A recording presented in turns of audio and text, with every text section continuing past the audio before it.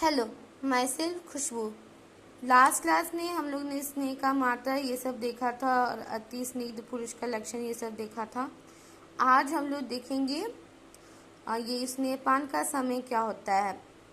तो जो भी स्नेहपान होता है यानी सुबह ही कराया जाता है, अर्ली मॉर्निंग में, जब रात का खाया हुआ भोजन पच जाए, वो इंसान अच्छे से सोया हुआ हो, तो ही स्नेहपान कराना चाहिए। इसे संशोधन स्नेह रात्रि का भोजन पच जाने पर ही लिया जाता है। यही सब है।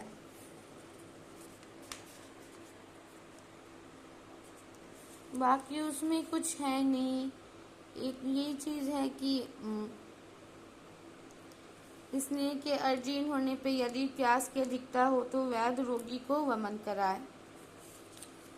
फिर ज़्यादा हो जाएगा तो कुछ न कुछ ऑब्वियसली इसका ये उपद्रव हो जाएगा।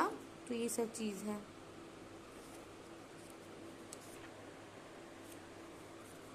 बाकी इसमें उतना कुछ खास तो नहीं है। और एक वही चीज़ है कि इसका व्यापद कह सकते हैं कि ज़्यादा अगर स्नेह हो जाता है तो इसकी कुछ कॉम्प्लिकेशंस हो सकते हैं। यानी तो स्नेह व्यापद में क्या आएगा? तंद्रा, जी मिचलाना, उदर में आना, ज्वर, अंगों में जकड़ाहट, ज्ञान शून्यता, कुष्ठ, खुजली, पांडु, अरुचि, अर्श, तृष्णा, उदरोग्रहणी, ये सब आ सकता है कि ज़्यादा स्नेह हो जाता है तो क्या होता है। तो यही चीज़ है। तो ऑलमोस्ट ये चैप्टर ख़त्म हो गया है। ठीक है।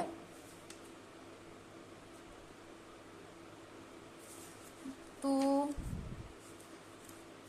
इसके बाद हम लोग चैप्टर नंबर 14 स्टार्ट करेंगे, यानी स्वेदन के बारे में, स्वेदाध्याय। ये भी पंचकर्म का ही है। तो सबसे पहले स्नेहन कराते हैं। जब स्नेहन की वजह से जो दोष होता है शाखा से कोष्ठ में आ जाते हैं, तो उसके बाद हम लोग स्वेदन कराते ताकि शरीर का अवयव थोड़ा और कोमल हो, थोड़ा और पिघले। ठीक है। सुरेशन के बारे में है। इसमें भी ज़्यादा कुछ खास नहीं है। यही है कि इसमें कि 3 भेद होते हैं मेनली।